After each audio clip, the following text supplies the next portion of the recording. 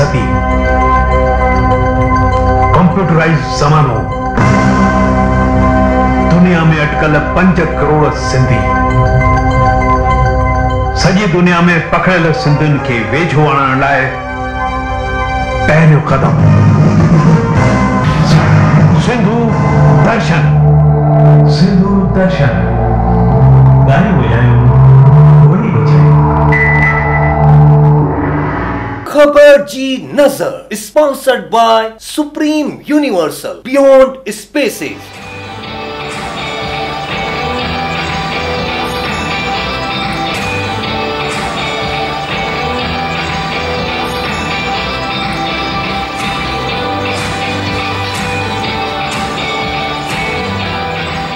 पंहिंजी मिठी बोली ऐं प्रवचन सां जिन करोड़नि जी तारी ज़िंदगानी अॼु 100 सालनि जा थी रहिया आहिनि साधु वासवानी मिशन जा दादा जेपी वासवानी बॉलीवुड जा multi talented actor Boman Irani पंहिंजी होस्टिंग सां कयो सभिनी जो सम्मान। So suddenly when the names for the MC came up, someone recommended my name.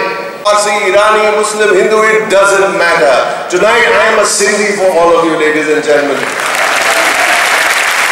हजारनि जी गिनती में सिंधियुनि वधाई हिन प्रोग्राम जी शान मस्ती जे रंग में छोड़ियो पंहिंजे सुर जो एहसास बॉलीवुड जा सिंगर कैलाश खेर धमाकेदार परफॉर्मेंस सां हिन मौके खे बणायो खास। दादा जेपी वासवानी कई live conversation with world famous producer director Karan Johar सां।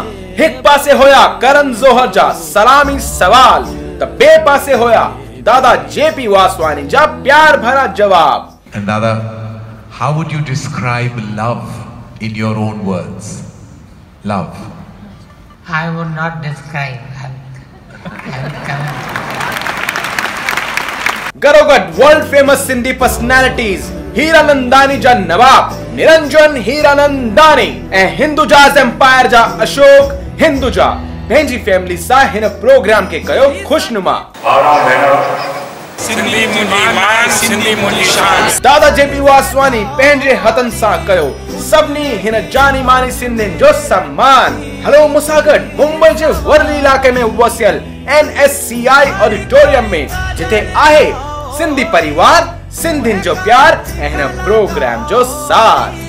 खबर ते नजर हुई AK7 वाइन्स जा YouTuber anchor actor director AK Zach। Second खबर जी नजर sponsored by Vivekanand education society. Maharashtra जे गोंदिया शहर जे जीनियस रिसोर्ट में युवा एकता संगठन पारां रखियो वियो जीनियस स्टूडेंट्स अवार्ड प्रोग्राम जंहिंमें ॿारनि जे नृत्य सभिनी जो मन मोहे छॾियो। तकबर छॾ कर निवड़त ज़रे ज़रे तौबा करे तकबर छॾ कर निवड़त ज़रे ज़रे कहलाए थो कूड़ करी वेंदे खाली हथड़ा करे अलाए जे छा मेरा ज़िया अलाए जे कैसा राज़िया अलाए जे छा मेरा ज़िया अलाए जे कैसा राज़िया।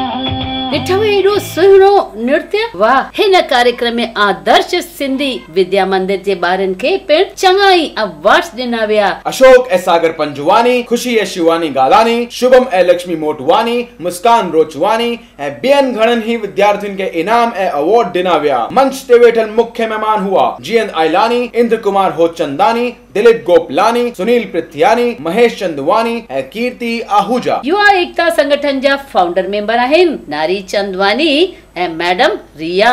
हिन खबर खे मोकिलियो वियो आहे दूरदर्शन जे मीडिया एसोसिएट तमन्ना मटलानी जी।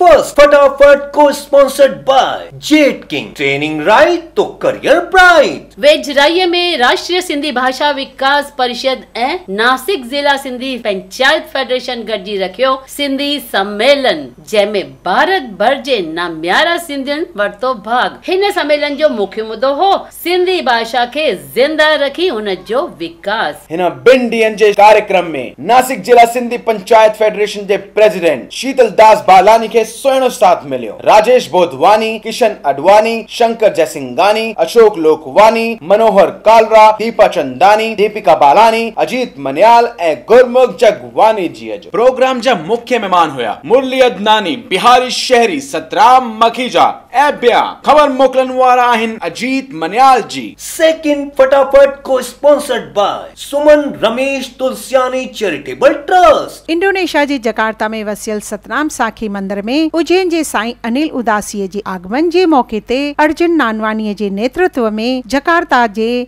310 जरूरतमंद परिवारनि जी कई वई सेवा। ख़बर ते नज़र हुई सिंधु दर्शन जे सिंधियत जा शहदाई मनु हीरानंदानीअ जी।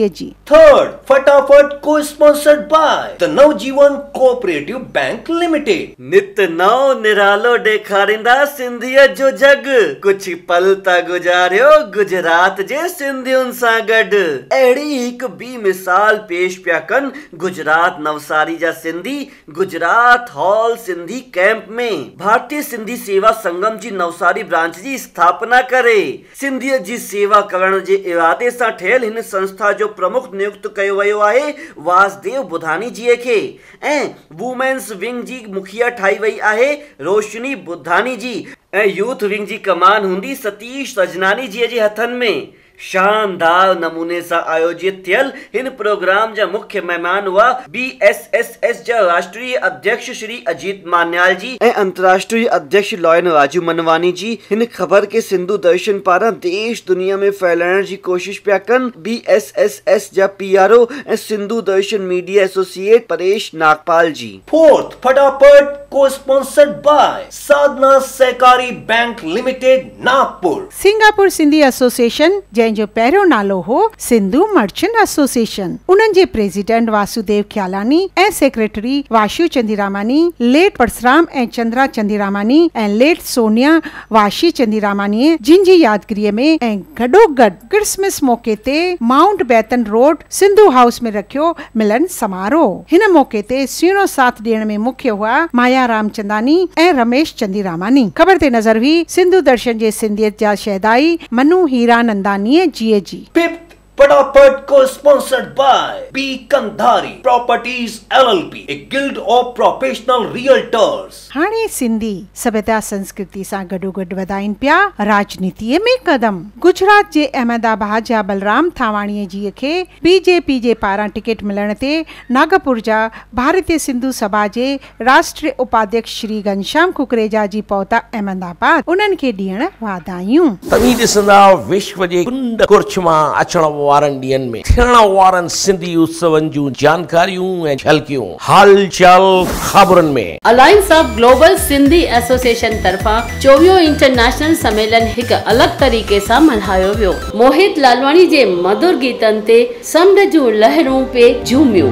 बेड़ो मुंहिंजो संतन सां गॾु पाणे तरंदो वेंदो, बेड़ो असांजो संतन सां गॾु पाणे तरंदो वेंदो, जंहिंखे वाह न लोटो ॾींदो तंहिंखे लहर न लोटो ॾींदो, वाह न लोटो ॾींदो, बेड़ो मुंहिंजो संतन सां गॾु पाणे तरंदो वेंदो, बेड़ो मुंहिंजो संतन सां गॾु पाणे तरंदो वेंदो। पर हिन भेरे नज़र नज़ारा ऐं नज़राना सभु ही मटियल हूंदा, पर सिंधी त उहे ही पंहिंजी अमर सां घिड़ियल हूंदा। Sindhi community of northern California नाले जी संस्था alliance of global Sindhi association सां गॾोगॾु कैलिफोर्निया जी हयात एजेंसी सेंटा क्लारा में आयोजित करण वारी 25 सिंधी इंटरनेशनल सम्मेलन, जिते देश विदेश जी घणी जानी मानी सिंधी शख्सियतुनि के पंहिंजी सुर लय ताल सां मंत्र मुग्ध कंदा प्रसिद्ध सिंधी गायक जतिन उदासी जी ऐं दर्शिका आडवाणी जी। तव्हां सभिनी के आहे निमाणी नींद। भारतीय सिंधु सभा ऐं सिंधु सेवा दल पुणे पारां 21 जनवरी ते छोकरनि ऐं छोकरियुनि जे आमू साम्हूं ॾिसी वासी जीवन साथी चूंडण जो महामेलो थी रहियो आहे। हा साईं, रजिस्ट्रेशन लाइ आखिरी तारीख़ अथव 11 जनवरी 2018। संपर्क कयो श्री गोपीचंद सचदेव जी के मोबाइल नंबर 9050800865 ते ऐं सुश्री जानकी मोटवानी जी के 7410716855 ते। हिकड़ी गाल तबुध मोहेले करे छो तो यार रही मुखाए नो परे, हिकड़ी गाल तबुध अरे हिकड़ी गाल तबुध। 6 जनवरी शाम जो 7 बजे सेंट एंड्रूज में सुरचंद जा रामचंद्र जी हलिया अचजो यार।